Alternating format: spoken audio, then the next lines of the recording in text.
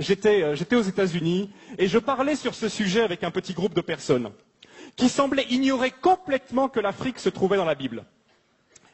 Et je leur demande comme ça, je leur dis, mais est-ce que vous savez où se trouvait le jardin d'Éden, par exemple? Alors, il y a les Américains qui lèvent le doigt et disent, oui, il y avait le Tigre, le fleuve, l'Euphrate aussi. Le jardin d'Éden se trouvait en Irak. Hein, aujourd'hui, beaucoup de gens pensent que le jardin d'Éden se trouve en Irak. Je me suis retenu d'ailleurs de leur demander quelle impression ça faisait de bombarder le jardin d'Éden.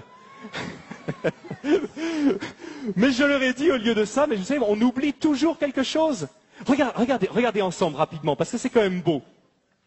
Pour voir que, quand même, on oublie, mais le plan de Dieu pour l'Afrique est très tôt. Regardez dans Genèse chapitre 2 avec moi. Regardez la description du jardin d'Éden. Le jardin d'Éden, il y avait 4 fleuves qui sortaient. Qui étaient ces fleuves et où étaient-ils? Du pays d'Éden, chapitre 2, Genèse, chapitre 2, verset 10. Du pays d'Éden sortait un fleuve qui arrosait le jardin, et de là, il se divisait en 4 bras. Le premier, c'est le Pishon. Il contourne tout le pays de Havila, au sol gorgé d'or et excellente qualité. Le deuxième fleuve s'appelait Gihon. Il parcourt toute l'Éthiopie, ou dans certaines versions, le pays de Couche. Et le troisième fleuve, c'est celui qui coule à l'orient de la Syrie, c'est le Tigre. Et le 4e fleuve, c'est l'Euphrate. Regardez, la Mésopotamie, l'Irak, le pays de Havila, qui est probablement vers la Somalie, et tout le pays de l'Éthiopie. Le jardin d'Éden, ce n'était pas le jardin qui est derrière la cour de la maison. Hein. Le jardin d'Éden, c'est un jardin immense qui couvrait plusieurs pays, dont l'Éthiopie. Quels sont les noms qu'on donne à l'Afrique dans la Bible? Les noms qu'on donne à l'Afrique, ce sont Couche, qui veut dire Éthiopie, Mitzraïm, qui veut dire l'Égypte, et Put, qui veut dire la Libye actuelle, la Cyrénaïque. Au temps biblique, et jusqu'à une époque, jusqu'à peu près au 4-5e siècle après Jésus-Christ, ces 3 régions qui couvraient toute l'Égypte, la Libye, le Soudan, l'Éthiopie, toute la corne de l'Afrique, regroupaient probablement 80% de toute la population du continent qui était très peu peuplée.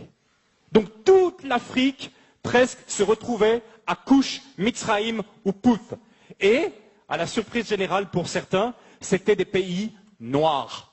À l'époque, c'était des pays noirs. Vous savez, souvent, quand on pense à l'Égypte, on ne pense pas à l'Égypte comme un pays noir, n'est-ce pas? Hein, on a eu même, quand on est dans les années 50, 60, les péplums sur l'Égypte. Comment elle est, Cléopâtre? C'est Elizabeth Taylor. Elle est toute blanche. Mais la réalité, c'est complètement différent. Toutes les recherches historiques ont montré qu'à l'époque de Moïse, ont montré qu'à l'époque biblique, l'Afrique était un pays noir. Et d'ailleurs, il suffit de regarder les hiéroglyphes aujourd'hui pour voir toutes ces femmes égyptiennes avec les cheveux tressés qui ressemblent à s'y méprendre aux Peuls du Sénégal. Des recherches ont montré que les Peuls du Sénégal, pour ceux qui les connaissent, sont parmi les descendants les plus directs des Égyptiens. Les travaux, entre autres, du professeur Cheranta Diop et d'autres ont montré que l'Égypte était un pays noir, que l'Éthiopie était un pays noir et que la Libye était un pays noir. On l'appelait la Cyrénaïque, avec la ville de Cyrène, ou la Tripolitaine. C'est un pays noir. Depuis le début, depuis la Genèse, l'Afrique est là, dans le plan de Dieu. Et quand je demandais à ces Américains quelle était la personne, quel était l'Africain le plus connu de la Bible, ils avaient beaucoup de mal à me répondre. Un Africain? Un Africain dans la Bible? L'Africain le plus connu. Et à votre avis, tenez, qui est l'Africain le plus connu de la Bible? Abraham, pas tout à fait. J'entends pas le nom que je cherche. Noé, non, je pense pas qu'il était tout à fait africain.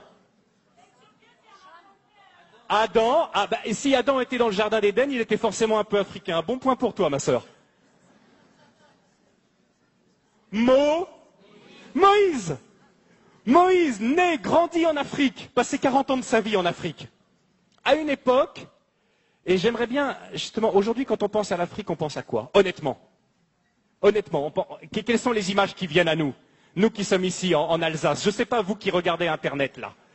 Mais on pense à des guerres, on pense à des catastrophes, on pense à des famines, on pense à des ennuis sociaux. Voilà les premières images qui nous viennent lorsqu'on pense à l'Afrique. À l'époque de Moïse et au temps biblique, l'Afrique, c'était pas du tout ça. D'abord, l'Égypte était la première puissance économique du monde. Est-ce que vous savez que pendant plus de 1000 ans, c'est l'Égypte qui a nourri tout le bassin méditerranéen par son blé? L'Égypte possède un cadeau de Dieu extraordinaire qui s'appelle le Nil, qui est probablement le fleuve le plus extraordinaire du monde, un fleuve qui vient du lac Victoria au Kenya, qui coule dans un delta. Qui donne la possibilité de faire du jardinage de façon extraordinaire. Le Nil, c'est un cadeau de Dieu.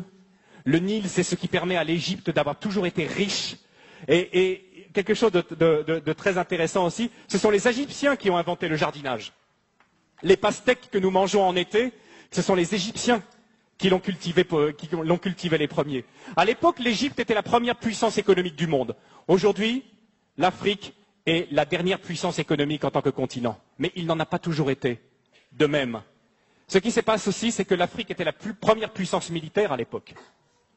Si l'armée de Pharaon, l'armée éthiopienne, tenez, quelle est la plus grande armée qui est mentionnée dans l'Ancien Testament? C'est quelle armée? Une armée de combien? C'est une armée d'1 million de personnes qui est l'armée du roi d'Éthiopie. À l'époque, l'Afrique était une puissance militaire qui faisait trembler. À l'époque aussi, l'Afrique, nous dit la Bible, Moïse a été élevé dans toute la sagesse des Égyptiens. L'Afrique dominait le monde également par ses connaissances scientifiques. C'était de l'Afrique que venait toute la connaissance. Les Égyptiens ont été les premiers astronomes, ont été les premiers à jeter les bases de nos sciences modernes. Venait également de l'Afrique. C'était aussi une époque où l'Afrique accueillait les réfugiés. Aujourd'hui, on pense que l'Afrique, c'est le pays qui envoie plutôt des réfugiés. Mais à l'époque, l'Afrique accueillait les réfugiés. Est-ce que lorsque vous lisez la Genèse, lorsque vous lisez même à peu près tout l'Ancien Testament, vous voyez que toujours le peuple de Dieu a été tenté et l'a fait à certains moments d'aller se réfugier en Égypte, en Afrique. C'est là qu'ils trouvaient le repos. Et le Seigneur a dû leur apprendre difficilement au travers de toute l'Exode à ne plus compter sur cette grande puissance mondiale. Et si Dieu a humilié l'Égypte, il n'a pas humilié un pays faible, mais il a humilié un pays qui était la première puissance mondiale. Comme aujourd'hui, si Dieu choisissait d'humilier une nation puissante, il choisirait probablement d'humilier ou les États-Unis ou l'Europe, qui nous glorifions de notre technologie, de notre puissance, de notre force militaire. Donc Dieu a dû apprendre à son peuple à ne pas compter, à ne pas dépendre de la puissance des hommes, mais à compter seulement sur sa puissance.